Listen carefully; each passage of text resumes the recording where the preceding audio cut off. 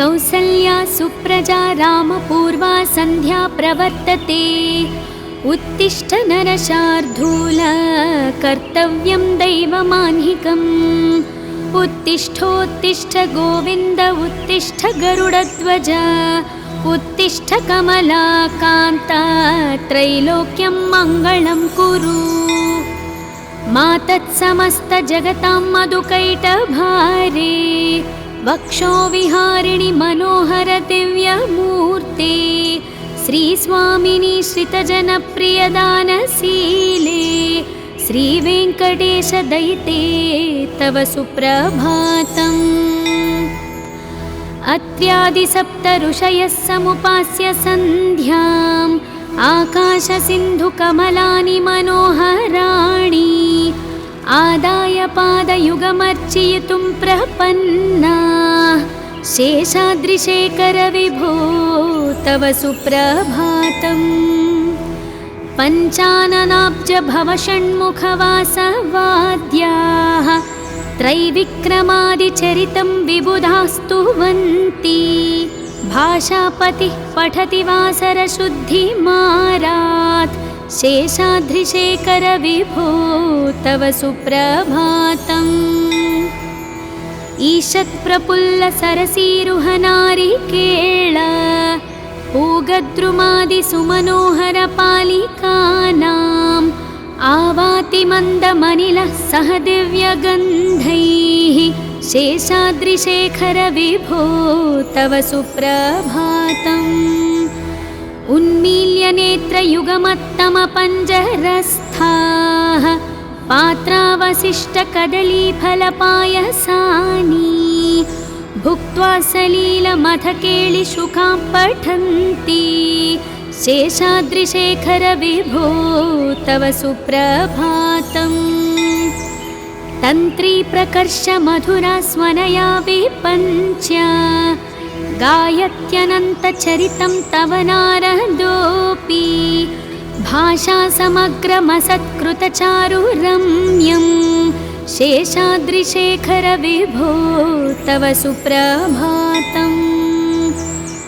भृङ्गावळी च मकरन्दरसानुविद्ध झङ्कारगीतनिनदैः सह सेवनाय निर्यात्युपान्तसरसी कमलोदरेभ्यः।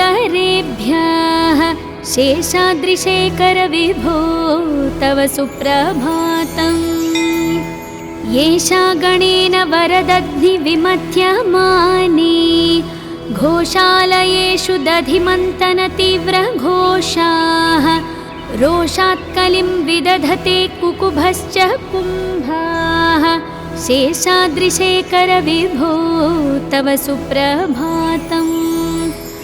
पद्मेशमित्रशतपत्रगताळिवर्गाः हर्तुं श्रियं कुवलयस्य निजाङ्गलक्ष्म्याः। भेरीनिनादमिव बिभ्रति तीव्रनादम्। शेषाद्रिशेखर विभो तव सुप्रभातम्।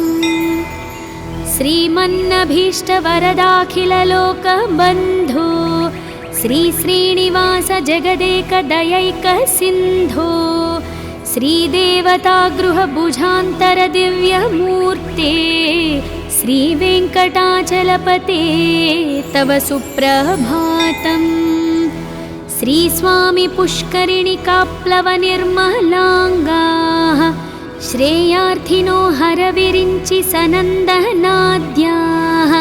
द्वारे वसन्ति वरनेत्रहतोत्तमाङ्गाः। श्रीवेङ्कटाचलपते तव सुप्रभातम्। श्रीशेषशैलगरुडाचलवेङ्कटाद्रि नारायणाद्रिवृषभाद्रिवृषाद्रिमुख्याम् आख्यां त्वदीयवसतेरनिशं वदन्ति। श्रीवेङ्कटाचलपते तव सुप्रभातम्। सेवापराः शिवसुरेश कृशानुधर्मा रक्षोऽम्बुनाथ पवमानधनाधिनाथाः बद्धाञ्जलि प्रविलसन्निजशीर्षदेशाः। श्रीवेङ्कटाचलपते तव सुप्रभातम्। धाटीषु ते विहगराज मृगाधिराज नागाधिराज गजराज हयाधिराज स्वस्वाधिकारमहिमाधिकमर्थयन्ते श्रीवेङ्कटाचलपते तव सुप्रभातम्। सूर्येन्दुभौमबुधवाक्पतिकाव्यशौरी सर्भानुकेतु दिविशत्परिषत्प्रधानाः त्वद्दासदासचरमावधिदासदास श्रीवेङ्कटाचलपते तव सुप्रभातम्। तत्पादधूलिभरितस्फुरितोत्तमाङ्गाः स्वर्गापवर्गनिरपेक्षनिजान्तरङ्गाः कल्पागमाकलनया कुलतां लभन्ते श्रीवेङ्कटाचलपते तव सुप्रभातम्। त्वद्गोपुराग्रशिखराणि निरीक्षमाणा स्वर्गापवर्गपदवीं परमां श्रयन्तः मार्त्यामनुष्यभुवने मतिमाश्रयन्ते श्रीवेङ्कटाचलपते तव सुप्रभातम्। श्रीभूमिनायकदयादिगुणामृताब्दे देवादिदेव जगदेकशरण्यमूर्ते श्रीमन्ननन्तगरुडादिभिरर्चिताङ्घ्रे श्रीवेङ्कटाचलपते तव सुप्रभातम्। श्रीपद्मनाभपुरुषोत्तमवासुदेव वैकुण्ठमाधव जनार्दनचक्रपाणि श्रीवत्सचिह्नशरणागतपारिजात श्रीवेङ्कटाचलपते तव सुप्रभातम्। कन्दर्पदर्पहरसुन्दर दिव्यमूर्ते कान्ताकुचाम्बुरुह कुट्मललोलदृष्टे कल्याणनिर्मलगुणकार दिव्यकीर्ते श्रीवेङ्कटाचलपते तव सुप्रभातम्। मीनाकृते कमठकोलनृसिंहवर्णिन् स्वामिन् परश्वथ तपोधन रामचन्द्र शेषांश राम यदुनन्दन कल्किरूप श्रीवेङ्कटाचलपते तव सुप्रभातम्। येलालवङ्गघनसार सुगन्धितीर्थं दिव्यं वियत्सरिति हेमघटेषु पूर्णम् धृत्वाद्य वैदिकशिखामणयः प्रहृष्टा तिष्ठन्ति वेङ्कटपते तव सुप्रभातम्। भास्वानुदेति विकचानि सरोरुहाणि सम्पूरयन्ति निनदैः कुकुभो विहङ्गाः श्रीवैष्णवाः सततमर्थितमङ्गलास्ते धामाश्रयन्ति तव वेङ्कट तव सुप्रभातम्। ब्रह्मादयः सुरवराः समहर्षयस्ते सन्तत्सनन्दमुखास्त्वधयोगिवर्याः धामान्तिके तव हि मङ्गलवस्तुहस्ता श्रीवेङ्कटाचलपते तव सुप्रभातम्। लक्ष्मीनिवास निरवद्य गुणैकसिन्धो संसारसागर समुत्तरणैकसेतु वेदान्तवेद्य निजवैभव भक्तभोग्य श्रीवेङ्कटाचलपते तव सुप्रभातम्। इत्थं वृषाचलपतेरिह सुप्रभातम्। ये मानवाः प्रतिदिनं पठितुं प्रवृत्ताः तेषां प्रभातसमये स्मृतिरङ्गभाजां प्रज्ञां परार्थसुलभां परमां प्रसूते।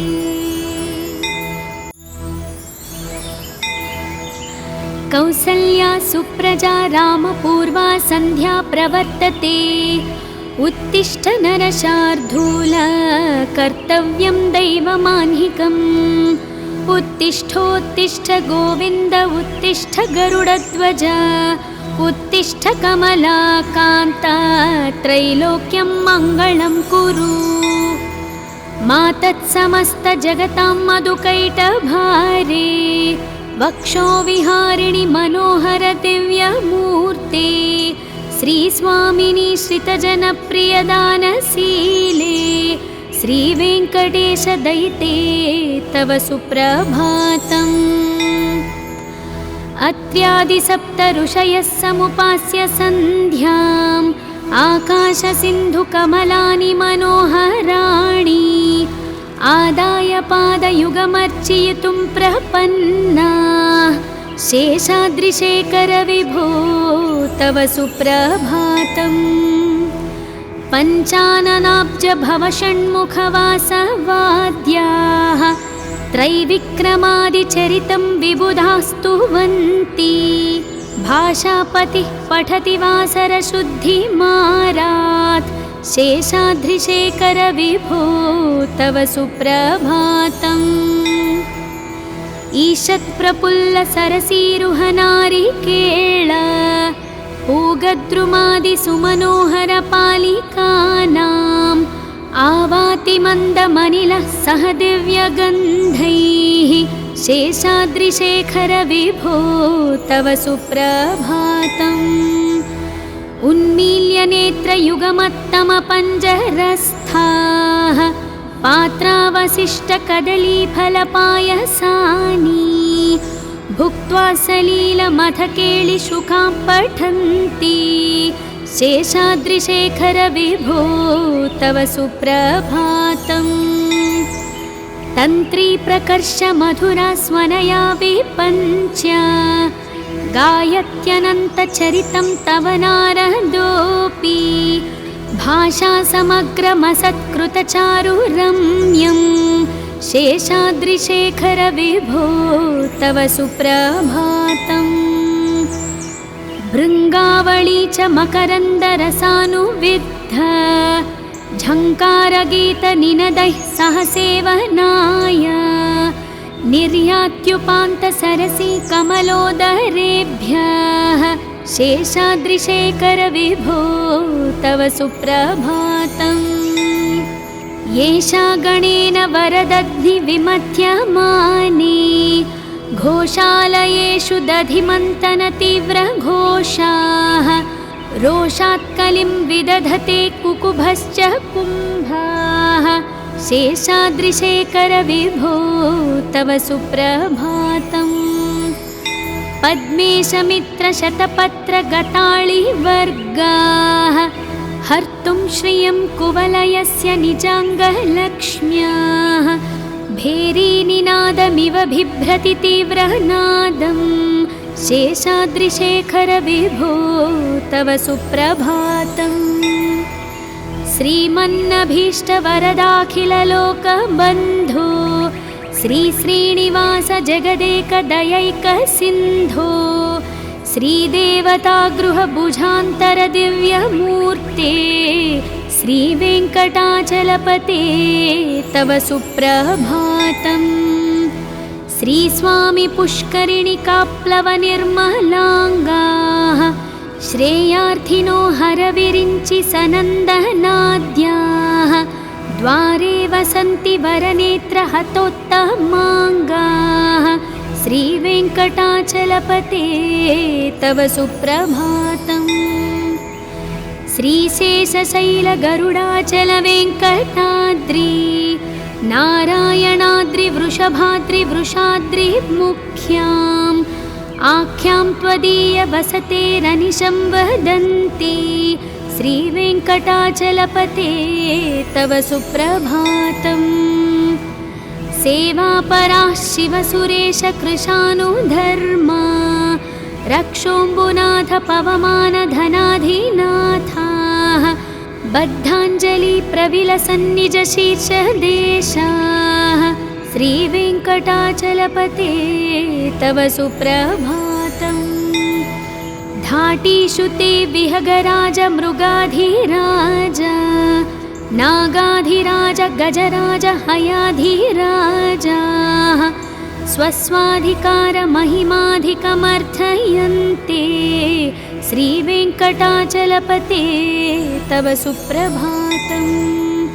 सूर्येन्दुभौमबुधवाक्पतिकाव्यशौरी सर्भानुकेतु दिविशत्परिषत्प्रधानाः त्वद्दासदासचरमावधिदासदास श्रीवेङ्कटाचलपते तव सुप्रभातम्।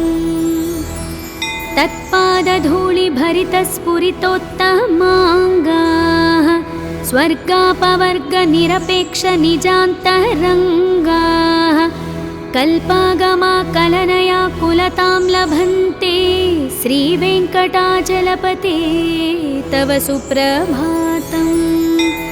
त्वद्गोपुराग्रशिखराणि निरीक्षमाणा स्वर्गापवर्गपदवीं परमां श्रयन्तः मार्त्यामनुष्यभुवने मतिमाश्रयन्ते श्रीवेङ्कटाचलपते तव सुप्रभातम्। श्रीभूमिनायकदयादिगुणामृताब्दे देवादिदेव जगदेकशरण्यमूर्ते श्रीमन्ननन्तगरुडादिभिरर्चिताङ्घ्रे श्रीवेङ्कटाचलपते तव सुप्रभातम्। श्रीपद्मनाभपुरुषोत्तमवासुदेव वैकुण्ठमाधव जनार्दनचक्रपाणि श्रीवत्सचिह्नशरणागतपारिजात श्रीवेङ्कटाचलपते तव सुप्रभातम्। कन्दर्पदर्पहरसुन्दरदिव्यमूर्ते कान्ताकुचाम्बुरुह कुट्मललोलदृष्टे कल्याणनिर्मलगुणकारदिव्यकीर्ते श्रीवेङ्कटाचलपते तव सुप्रभातम्। मीनाकृते कमठकोलनृसिंहवर्णिन् स्वामिन् परश्वथ तपोधन रामचन्द्र शेषांश राम यदुनन्दन कल्किरूप श्रीवेङ्कटाचलपते तव सुप्रभातम्। येलालवङ्गघनसार सुगन्धितीर्थं दिव्यं वियत्सरिति हेमघटेषु पूर्णम् धृत्वाद्यवैदिकशिखामणयः प्रहृष्टा तिष्ठन्ति वेङ्कटपते तव सुप्रभातम्। भास्वानुदेति विकचानि सरोरुहाणि सम्पूरयन्ति निनदैः कुकुभो विहङ्गाः श्रीवैष्णवाः सततमर्थितमङ्गलास्ते धामाश्रयन्ति तव वेङ्कट तव सुप्रभातम्।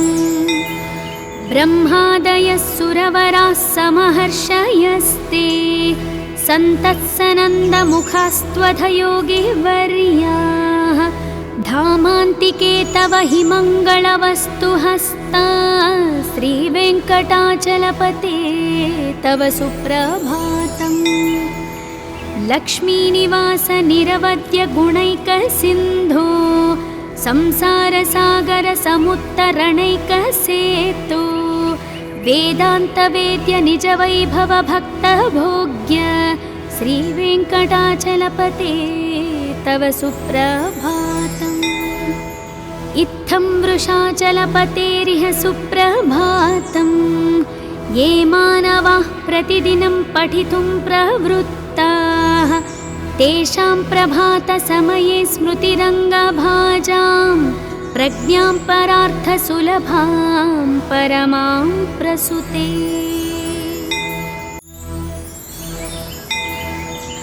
कौसल्या सुप्रजा रामपूर्वा सन्ध्या प्रवर्तते उत्तिष्ठ नरशार्दूल कर्तव्यं दैवमाह्निकम् उत्तिष्ठोत्तिष्ठ गोविन्द उत्तिष्ठ गरुडध्वज उत्तिष्ठ कमलाकान्ता त्रैलोक्यं मङ्गलं कुरु मातत्समस्तजगतां मधुकैटभारे वक्षो विहारिणि मनोहर दिव्यमूर्ते श्रीस्वामिनी श्रितजनप्रियदानशीले श्रीवेङ्कटेश दयिते तव सुप्रभातम्। अत्र्यादिसप्त ऋषयः समुपास्य सन्ध्याम् आकाशसिन्धुकमलानि मनोहराणि आदाय पादयुगमर्चयितुं प्रपन्ना शेषाद्रिशेखर विभो तव सुप्रभातम्। पञ्चाननाब्ज भवषण्मुखवासवाद्याः त्रैविक्रमादिचरितं विबुधास्तुवन्ति भाषापतिः पठति वासरशुद्धिमारात् शेषाद्रिशेखर विभो तव सुप्रभातम्। ईषत्प्रफुल्लसरसीरुहनारिकेळ पूगद्रुमादिसुमनोहरपालिकानाम् आवाति मन्दमनिलः सह दिव्यगन्धैः शेषाद्रिशेखर विभो तव सुप्रभातम्। उन्मील्य नेत्रयुगमत्तमपञ्जरस्थाः पात्रावशिष्टकदलीफलपायसानि भुक्त्वा सलीलमथकेलिशुकां पठन्ति शेषाद्रिशेखर विभो तव सुप्रभातम्। तन्त्री प्रकर्ष मधुरा स्वनया विपञ्च्य गायत्यनन्तचरितं तव नारदोऽपि भाषा समग्रमसत्कृतचारुरम्यं शेषाद्रिशेखर विभो तव सुप्रभातम्। भृङ्गावळी च मकरन्दरसानुविद्ध झङ्कारगीतनिनदैः सह सेवनाय निर्यात्युपान्तसरसी कमलोदरेभ्यः शेषाद्रिशेखर विभो तव सुप्रभातम्। येषा गणेन वरदग्निविमथ्यमाने घोषालयेषु दधिमन्तनतीव्रघोषाः रोषात्कलिं विदधते कुकुभश्च कुम्भाः शेषाद्रिशेखर विभो तव सुप्रभातम्। पद्मेशमित्रशतपत्रगताळिवर्गाः हर्तुं श्रियं कुवलयस्य निजाङ्गलक्ष्म्याः भेरीनिनादमिव बिभ्रति तीव्रनादं शेषाद्रिशेखर विभो तव सुप्रभातम्। श्रीमन्नभीष्टवरदाखिललोकबन्धो श्रीश्रीनिवास जगदेकदयैकसिन्धो श्रीदेवतागृहभुजान्तरदिव्यमूर्ते श्रीवेङ्कटाचलपते तव सुप्रभातम्।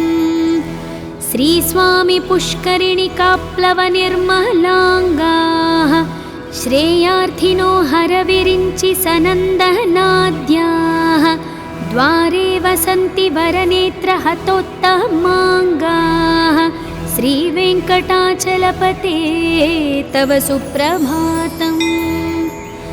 श्रीशेषशैलगरुडाचलवेङ्कटाद्रि नारायणाद्रिवृषभाद्रिवृषाद्रिमुख्याम् आख्यां त्वदीयवसतेरनिशं वदन्ति श्रीवेङ्कटाचलपते तव सुप्रभातम्।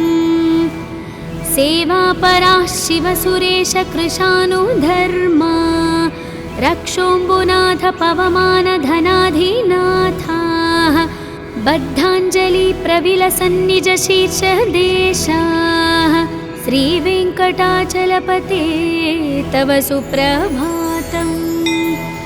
धाटीषु ते विहगराज मृगाधिराज नागाधिराज गजराज हयाधिराजाः स्वस्वाधिकारमहिमाधिकमर्थयन्ते श्रीवेङ्कटाचलपते तव सुप्रभातम्। सूर्येन्दुभौमबुधवाक्पतिकाव्यशौरी सर्भानुकेतु दिविशत्परिषत्प्रधानाः त्वद्दासदासचरमावधिदासदासा श्रीवेङ्कटाचलपते तव सुप्रभातम्। तत्पादधूलिभरितस्फुरितोत्तमाङ्गाः स्वर्गापवर्गनिरपेक्षनिजान्तरङ्गाः कल्पागमाकलनया कुलतां लभन्ते श्रीवेङ्कटाचलपते तव सुप्रभातम्। त्वद्गोपुराग्रशिखराणि निरीक्षमाणा स्वर्गापवर्गपदवीं परमां श्रयन्तः मार्त्यामनुष्यभुवने मतिमाश्रयन्ते श्रीवेङ्कटाचलपते तव सुप्रभातम्। श्रीभूमिनायकदयादिगुणामृताब्दे देवादिदेव जगदेकशरण्यमूर्ते श्रीमन्ननन्तगरुडादिभिरर्चिताङ्घ्रे श्रीवेङ्कटाचलपते तव सुप्रभातम्। श्रीपद्मनाभपुरुषोत्तमवासुदेव वैकुण्ठमाधव जनार्दनचक्रपाणे श्रीवत्सचिह्नशरणागतपारिजात श्रीवेङ्कटाचलपते तव सुप्रभातम्। कन्दर्पदर्पहरसुन्दरदिव्यमूर्ते कान्ताकुचाम्बुरुहकुट्मललोलदृष्टे कल्याणनिर्मलगुणकारदिव्यकीर्ते श्रीवेङ्कटाचलपते तव सुप्रभातम्। मीनाकृते कमठकोलनृसिंहवर्णिन् स्वामिन् परश्वथ तपोधन रामचन्द्र शेषांश राम यदुनन्दन कल्किरूप श्रीवेङ्कटाचलपते तव सुप्रभातम्। येलालवङ्गघनसार सुगन्धितीर्थम् दिव्यं वियत्सरिति हेमघटेषु पूर्णम् धृत्वाद्यवैदिकशिखामणयः प्रहृष्टा तिष्ठन्ति वेङ्कटपते तव सुप्रभातम्। भास्वानुदेति विकचानि सरोरुहाणि सम्पूरयन्ति निनदैः कुकुभो विहङ्गाः श्रीवैष्णवाः सततमर्थितमङ्गलास्ते धामाश्रयन्ति तव वेङ्कट तव सुप्रभातम्। ब्रह्मादयः सुरवराः समहर्षयस्ते सन्तत्सनन्दमुखास्त्वधयोगिवर्याः धामान्तिके तव हि मङ्गलवस्तुहस्ता श्रीवेङ्कटाचलपते तव सुप्रभातम्। लक्ष्मीनिवास निरवद्य गुणैकसिन्धो संसारसागर समुत्तरणैकसेतु वेदान्तवेद्य निजवैभव भक्तभोग्य श्रीवेङ्कटाचलपते तव सुप्रभातम्। इत्थं वृषाचलपतेरिह सुप्रभातम्। ये मानवाः प्रतिदिनं पठितुं प्रवृत्ताः तेषां प्रभातसमये स्मृतिरङ्गभाजां प्रज्ञां परार्थसुलभां परमां प्रसूते।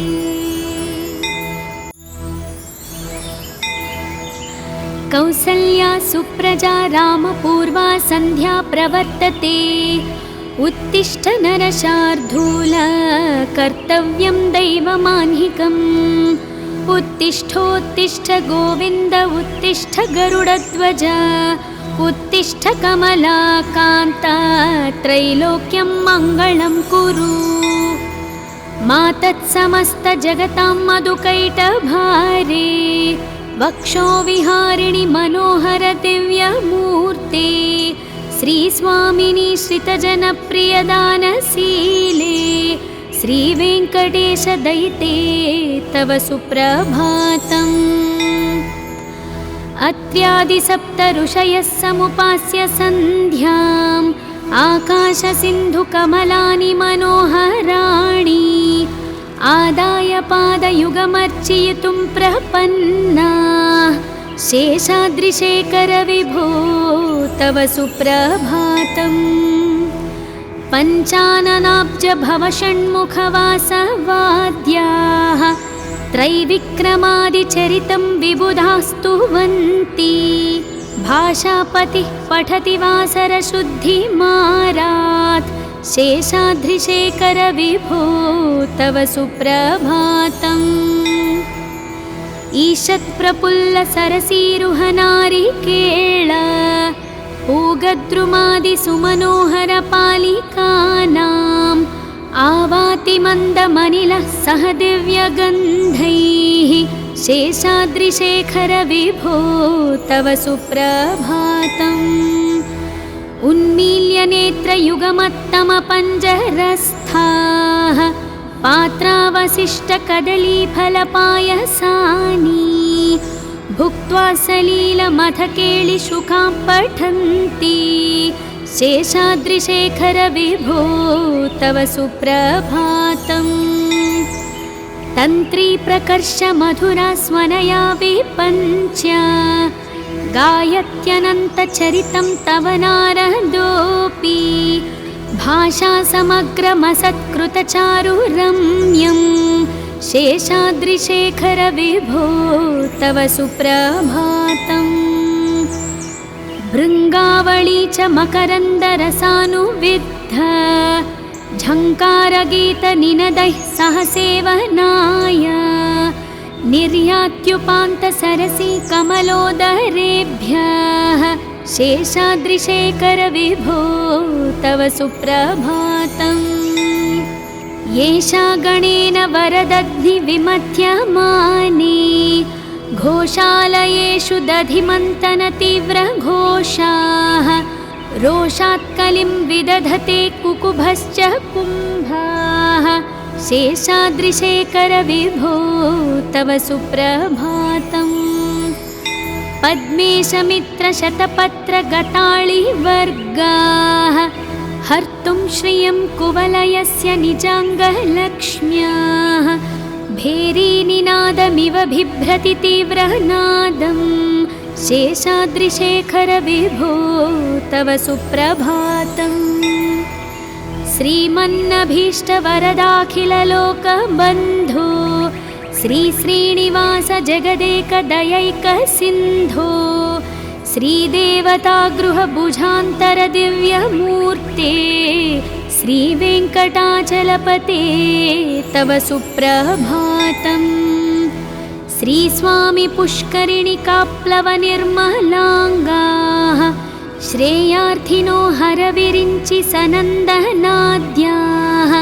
द्वारे वसन्ति वरनेत्रहतोत्तमाङ्गाः श्रीवेङ्कटाचलपते तव सुप्रभातम् श्रीशेषशैलगरुडाचलवेङ्कटाद्रि नारायणाद्रिवृषभाद्रिवृषाद्रिमुख्याम् आख्यां त्वदीयवसतेरनिशं वदन्ति श्रीवेङ्कटाचलपते तव सुप्रभातम् सेवापराः शिवसुरेशकृशानुधर्मा रक्षोऽम्बुनाथ पवमानधनाधिनाथाः बद्धाञ्जलिप्रविलसन्निजशीर्षदेशाः श्रीवेङ्कटाचलपते तव सुप्रभातम् धाटीषु ते विहगराज मृगाधिराज